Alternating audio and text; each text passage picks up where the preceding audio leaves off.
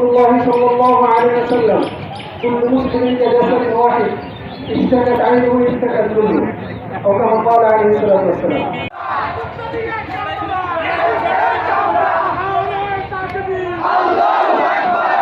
ইমাম মুয়াজ্জিন কল্যাণ পরিষদ লালমনিরহাট সদর উপজেলার আয়োজনে ফিলিস্তিনে ইসরায়েল কর্তৃক গণহত্যার বিরুদ্ধে বিক্ষোভ মিছিল ও গণসমাবেশ করেছে ইমাম মুয়াজ্জিন কল্যাণ পরিষদ সদর লালমনিরহাট।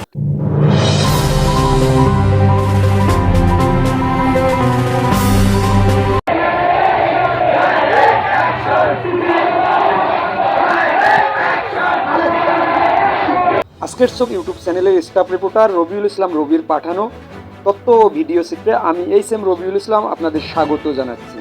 ইহুদি রাষ্ট্র ইসরায়েল কর্তৃক ফিলিস্তিনি ভাই বোনদের উপর অন্যায়ভাবে হামলা ও মুসলিম নিধনের প্রতিবাদে বিক্ষোভ মিছিল ও গণসমাবেশ করেছে ইমাম মুয়াজ্জিন কল্যাণ পরিষদ সদর লালমনিরহাট। বিক্ষোভ মিছিলটি লালমনিরহাট সদর উপজেলার বড়বাড়ি কেন্দ্রীয় মসজিদ থেকে শুরু করে বড়বাড়ি এলাকার বিভিন্ন রোড প্রদক্ষিণ করে শেষে শিমুলতলায় এসে লালমনিরহাট সদর উপজেলার ইমাম মুয়াজ্জিন পরিষদের নেতারা বক্তব্য রাখেন। বক্তব্য রাখার সময় তারা বিভিন্ন প্লেকার্ড ব্যবহার করেন, যেমন free and safe Palestine, remember, no shod no freedom, Palestine loving people Lalmonirhat, the world stop for Gaza. ইসরায়েলের বিরুদ্ধে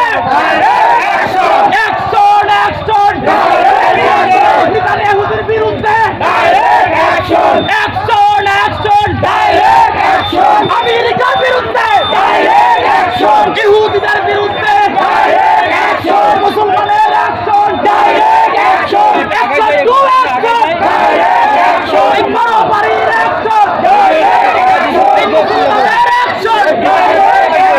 মুসলমানের প্রধান চিহ্ন বাইতুল আকসা রক্ষা করতে হবে। বাইতুল আকসা মুসলমানের প্রধান চিহ্ন বাইতুল আকসা করে দেন।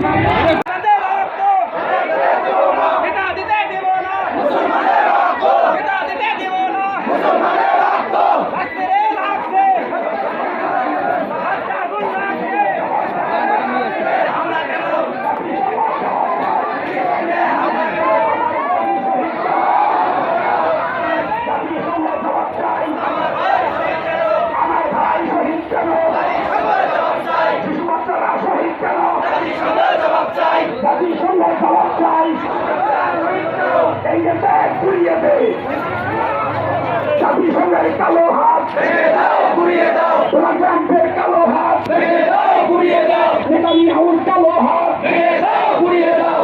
লড়াই লড়াই লড়াই চাই, লড়াই করে বাঁচতে চাই, লড়াই লড়াই লড়াই চাই। নারাই তাকবীর। তোর ছবি মেলা তো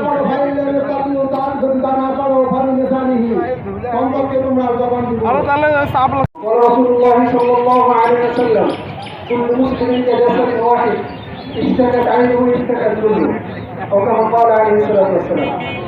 তখন মুসলিম জনতা অনেক রকম বক্তব্য হয়েছে, অনেক বিষয় আমরা দেখেছি শুনেছি। এখন আমাদের কর্তব্য হলো কাজের। এখন আমাদের কর্তব্য কি? যখন কোনো মুসলমানের উপর দিনী বিষয় নিয়ে, ইসলামী বিষয় নিয়ে আঘাত আসে, আক্রমণ আসে, সকল মুসলমানের উপর জিহাদ করা। আজকের চোখ ইউটিউব চ্যানেলের পক্ষ থেকে আমি এইচএম রবিউল ইসলাম আপনাদের সকলকে ধন্যবাদ জানিয়ে বিদায় নিচ্ছি।